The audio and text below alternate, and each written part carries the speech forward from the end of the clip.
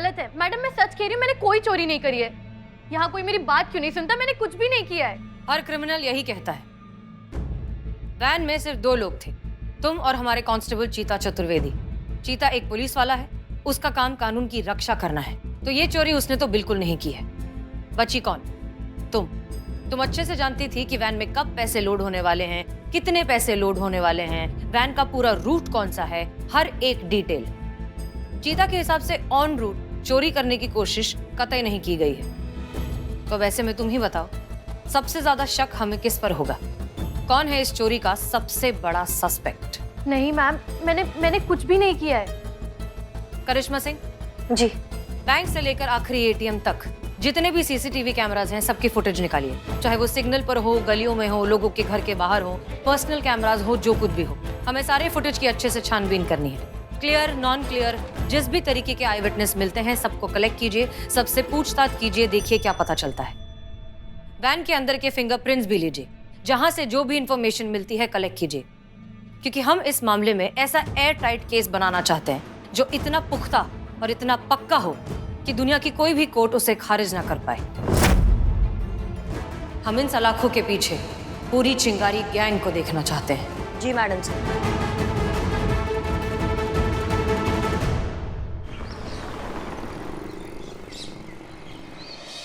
आप यहाँ क्या कर रही हैं?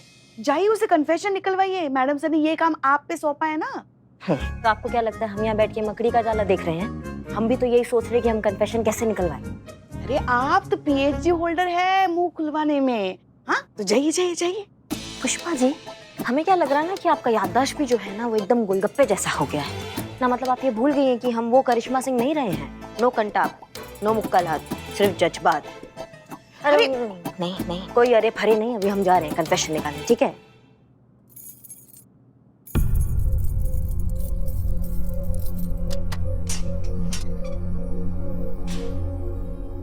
बैठो बैठो बैठो, खड़ी काहे हो गई हो? बैठो, आराम से बैठो। देखो सच बोलना बहुत आसान काम है, बहुत कठिन काम नहीं है ना? तुम्हें कुछ नहीं करना है, तुम्हें शांति से बैठना है और जो हम तुमसे पूछेंगे उसका सच में जवाब दे देना है, बस इतनी सी बात है। 1 मिनट।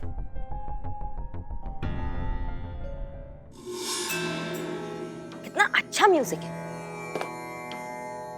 अब कुछ नहीं करना तुम्हें बस अपनी आंखें बंद करनी है।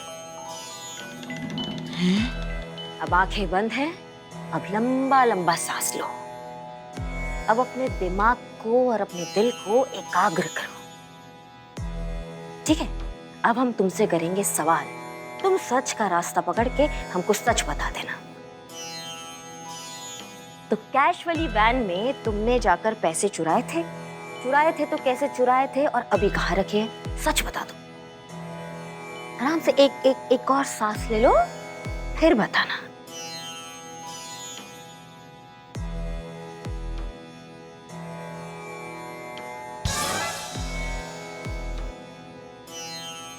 अब आँख खोलो और सच बताओ। मैडम, हमने चोरी नहीं की है। करिश्मा जी 1 मिनट जरा।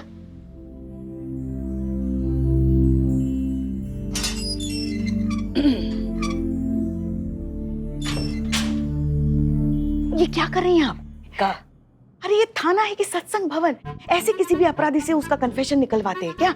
पानी में पूड़ियां तली जाएगी तो यही ना होगा और क्या होगा? स्वाद कहाँ से आएगा? देखिए कन्फेशन तो निकलवाना ही पड़ेगा ना, मगर अब कैसे? हाँ।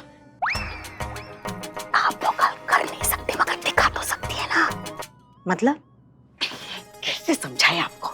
अरे देखिए, सपना से उसका कन्फेशन निकलवाने के लिए आपका भौकाल तो दिखाना ही पड़ेगा, मगर जैसा हम कहेंगे आप वैसा करके दिखाइए अपना भौकाल। ऐसा समझ लीजिए इस नाटक के लेखक दिग्दर्शक हम हैं। देखो आखिरी बार कह रहे हैं कि हमें सब सच बता दो, हमें वो करने पे मजबूर मत करो जो हम तुम्हारे साथ नहीं करना चाहते हैं। आओ यहाँ पे आओ। मैडम ये देखिए। कौन है ये? अभी चोरी करते हुए रंगे हाथों पकड़ा, मगर इसके साथी जो है सब माल लेकर भाग गए। जल्दी से इसका मुंह खुलवाइए, चार्जशीट फाइल करनी है ना, इसको कोर्ट में भी लेके जाना है। हमारे पास वक्त बहुत कम है। कितना टाइम है हमारे पास? आधा घंटा। आधा घंटा? 5 मिनट के अंदर अंदर इसको और कन्फेशन को दोनों साथ में लेके जाए। तेरी मैया की सासू मैया। ये लीजिए हाँ, एक मिनट शुरू कीजिए। हाँ चल चल चल चल। अब देखना मैडम कैसे हाल करती है तुम्हारे। बता तेरा साथी कहाँ? बता। नहीं बताऊंगा, नहीं बताऊंगा, नहीं बताएगा तू। काली गुफा में है। किसने लिखा है काली गुफा का डायलॉग? पुष्पा जी ने। तो उनको बोलो काली गुफा उनके जमाने में होती होगी, इस जमाने में काली गुफा के क्लब होते हैं। काली गुफा चेंज करो। बताओ बताता हूँ। काली गुफा के बगल में पब है, पब के सामने कैफे है, कैफे के बगल में होटल है, उसी होटल में कमरा नंबर 304 में मेरे साथी छुपे हैं माल लेकर। सच बोल रहा है? सच बोल रहा हूँ। देखा, इसे कहते हैं मनोवैज्ञानिक प्रभाव। चाहिए जाकर पूछे, सब वक्त देखिए। हाँ भैया, सच बताओगी कि एक ही एम्बुलेंस में दोनों साथ में जाओगे? नहीं मैडम, मैं बताती हूँ। बताओ। मैडम, मैंने चोरी नहीं की है।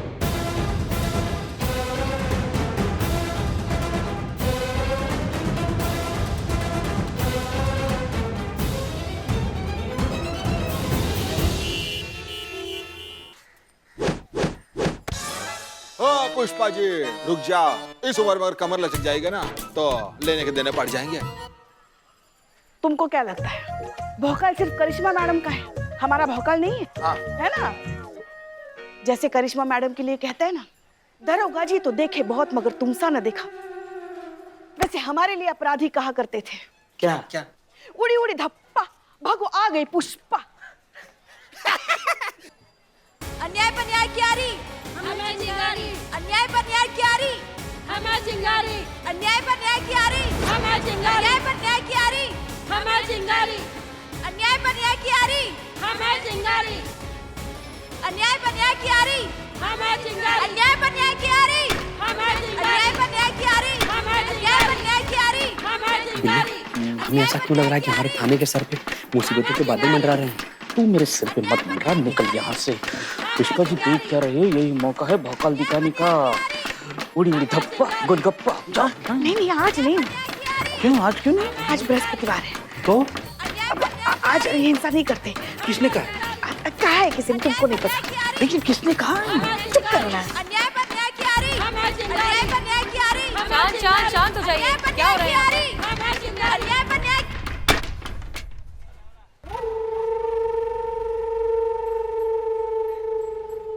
मैडम सर, चिंगारी गैंग लगता है सपना को लेने के लिए आई है। हम फोर्स को फोन करते हैं। रुकिए पुष्पा जी, फोर्स बुलाने की कोई जरूरत नहीं है।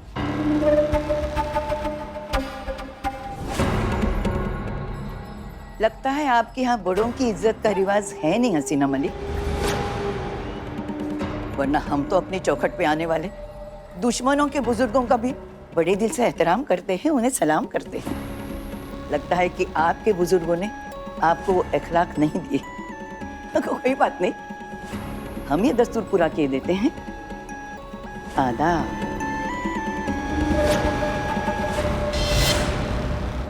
क्या है ना सायरा जी, अगर आप यहाँ सिर्फ एक बुजुर्ग की हैसियत से आई होती तो हम तो क्या, हमारा पूरा थाना आपकी सेवा में तत्पर होता। लेकिन आप यहाँ आई हैं चिंगारी गैंग की अहम मेंबर की हैसियत से, और हम हैं इस थाने के इंचार्ज, यहाँ के SHO। इसलिए अदबो अदब का ना ही मौका है ना ही दस्तूर। फिर भी कहिए, क्या कर सकते हैं आपके लिए आज? हम सपना को लेने आए हैं। नामुमकिन। जब तक हम यहाँ पर मौजूद हैं, आप हमारे थाने के बाहर के किसी भी पौधे का एक पत्ता भी नहीं ले जा सकती। तो सपना को ले जाना तो बहुत ही दूर का सपना है, और आपको रोकने के लिए हम किसी भी हद तक गुजर सकते हैं।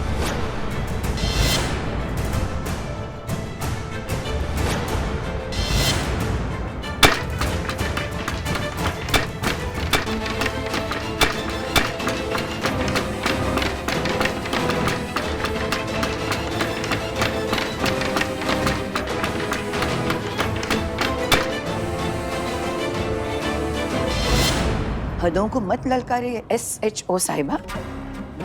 हदें टूटती हैं तो कोई हद उन्हें रोक नहीं पाती।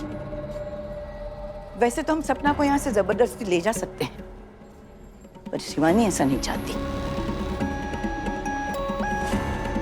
उसका मानना है कि अगर कानून से कोई मसला हल हो सकता है तो फिर कानून तोड़ने से क्या फायदा।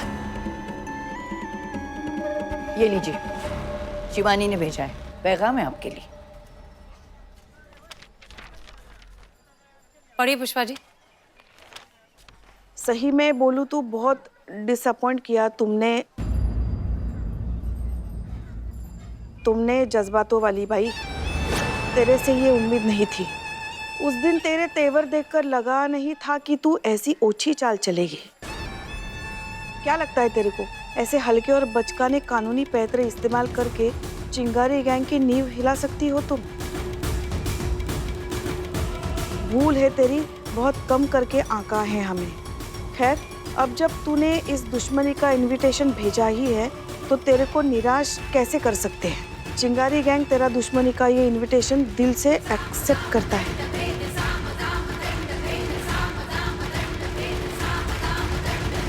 और वादा करता है कि उसी दिल से दुश्मनी के इस रिश्ते को निभाएगा भी। वादा करते हैं कि अगर बहुत जल्द तेरे को चिंगारी गैंग के सामने नहीं झुकाया, सारी दुनिया के सामने तेरे से हाथ नहीं जुड़वाए, तर माझे नाव शिवानी पवार नाही।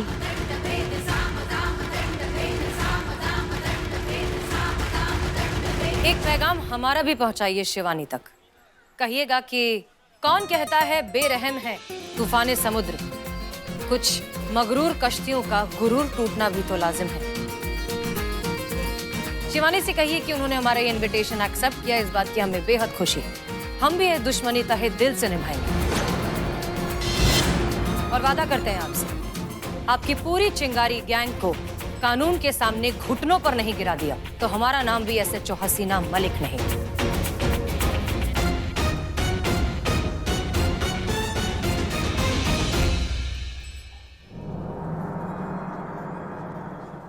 ये सपना के बेल पेपर्स हैं। अब आप एक सेकंड के लिए भी और उसे हिरासत में नहीं रख सकते।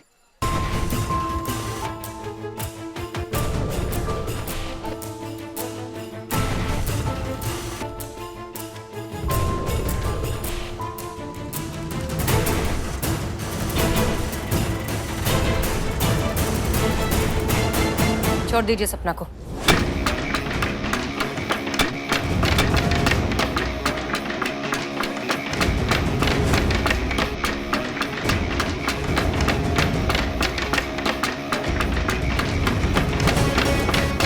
जब तक हम यहाँ हैं, कोई तुम्हारा कुछ नहीं कर सकता। अन्याय पर न्याय की आरी, अन्याय पर न्याय की आरी, अन्याय पर न्याय की आरी, हमें चिंगारी।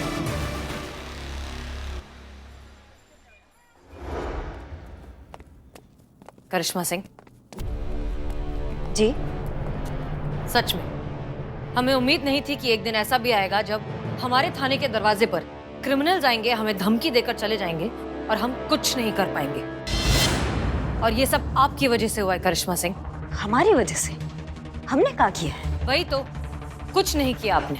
किया होता तो ये नौबत ही नहीं आती। हमने आपसे सपना का कन्फेशन निकलवाने को कहा था, किया आपने?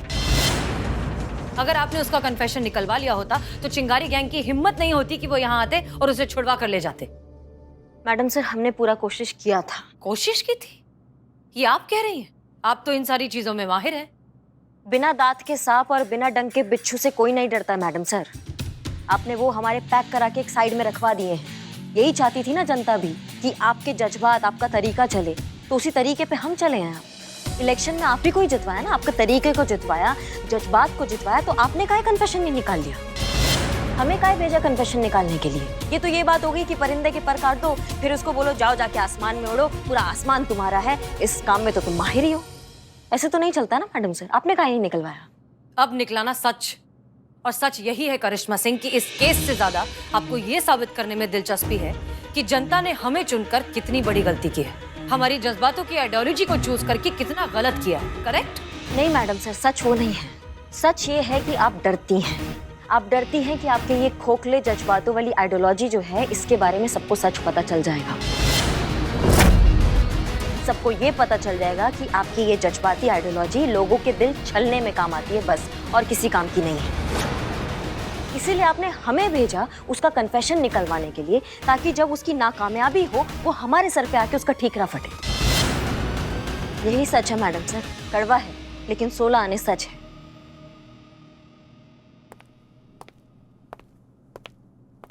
जय हिंद मैडम। जय हिंद। जय हिंद मैडम सर। जय हिंद, कहिए। मैडम सर,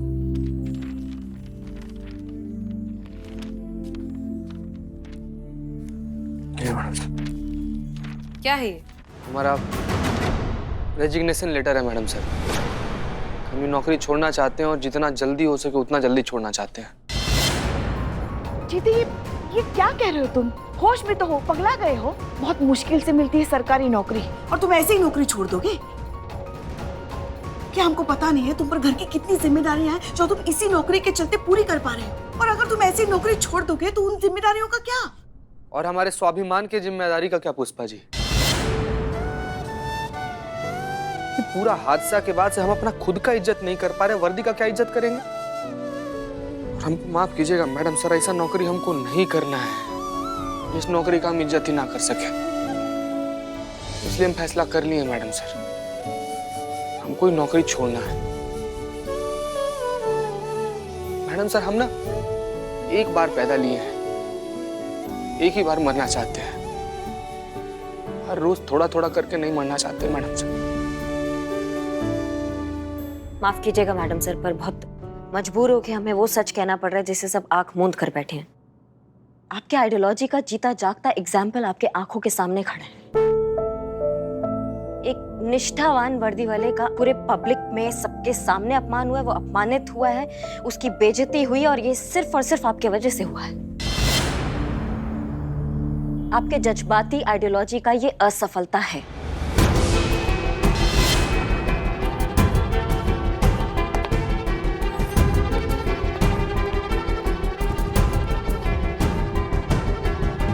चीता, हम तुम्हारी परेशानी बहुत अच्छे से समझते हैं, लेकिन हम ये रेजिग्नेशन एक्सेप्ट नहीं करते, हम इसे खारिज करते हैं।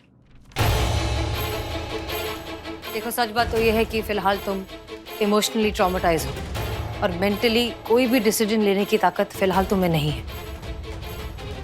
इसलिए हमें ऐसा लगता है कि कुछ दिन तुम आराम करो, इस बारे में अच्छे से सोचो इत्मीनान से, और फिर डिसाइड करो कि तुम्हें करना क्या है। हम सोच लिए हैं मैडम सर, आप आराम से सोचकर हमको बता दीजिएगा। हम अपना फैसला पर अटल हैं कि हमको नौकरी छोड़ना है मैडम सर। जय हिंद।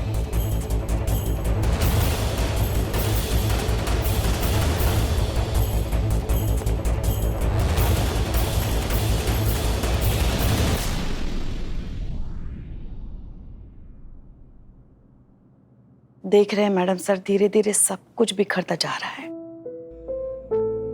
दिलों के घाव और रिश्तों की दरारें भी बढ़ती जा रही है। आपकी ये जज्बातों की लड़ाई भी बहुत कमजोर पड़ती जा रही है मैडम सर। और आपकी इस तकलीफों की भीड़ में हम आपको भी बहुत अकेला महसूस कर पा रहे हैं। क्या करें, हमें समझ में नहीं आ रहा है कुछ।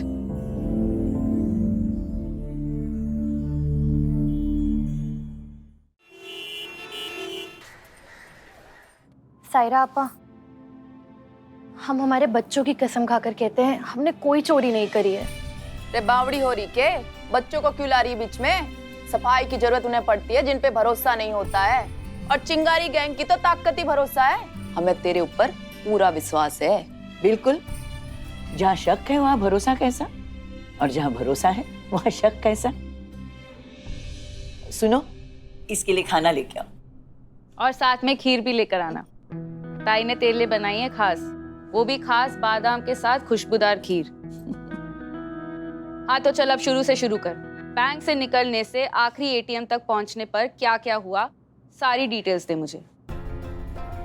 बैंक से कैश लोड होने के बाद से लेकर आखिरी एटीएम तक हम और कांस्टेबल चीता चतुर्वेदी गाड़ी में हम आगे साथ में ही बैठे हुए थे। फिर हम चाय पीने के लिए वैन से उतरे और चीता को चाय नहीं पीनी थी तो वैन में ही बैठे हुए थे। फिर सामने वाली दुकान पर ही हम जाकर बैठे और उतने में ही बिन्नी बहन आई। वो हमें कुछ सामान देना था हमारे बच्चों के लिए। तो उन्होंने सामान लिया, हमने चाय पी और वो वहाँ से चली गई। और उनके जाने के बाद हम वैन में आकर बैठ गए और उसके बाद हम अगले एटीएम के लिए निकले। उस वक्त कैश बॉक्स की चाबी किसके पास थी जब तुम चाय पीने गई थी? चाबी हमारे पास नहीं, चीता चतुर्वेदी के पास में ही थी। फिर हमें 2 और एटीएम में पैसे डालने थे, पर जब हम दूसरे एटीएम पर पहुंचे और वहाँ पर कैश काउंट किया तो हमें पता चला कि उसमें से 50 लाख रुपए चोरी हो चुके हैं। यानी जाहिर है कि पैसे वैन में ही चुराए गए, क्योंकि दूसरे किसी तरीके से पैसे चुराने का ना ही किसी के पास समय था और ना ही मौका। और अगर ये दोनों चीजें किसी के पास थी तो वो था कांस्टेबल चीता चतुर्वेदी, हसीना मलिक के टीम का खास मोहरा। हमारा सोचना बिल्कुल सही था ताई। हसीना मलिक ने सोच समझकर पूरी प्लानिंग के साथ हमें फंसाने के लिए चाल चली है। हसीना मलिक ने चिंगारी गैंग के खिलाफ जो हवाई किला खड़ा किया है, उसे ढेर करने के लिए उसी का मोहरा चीता चतुर्वेदी ही काम आएगा।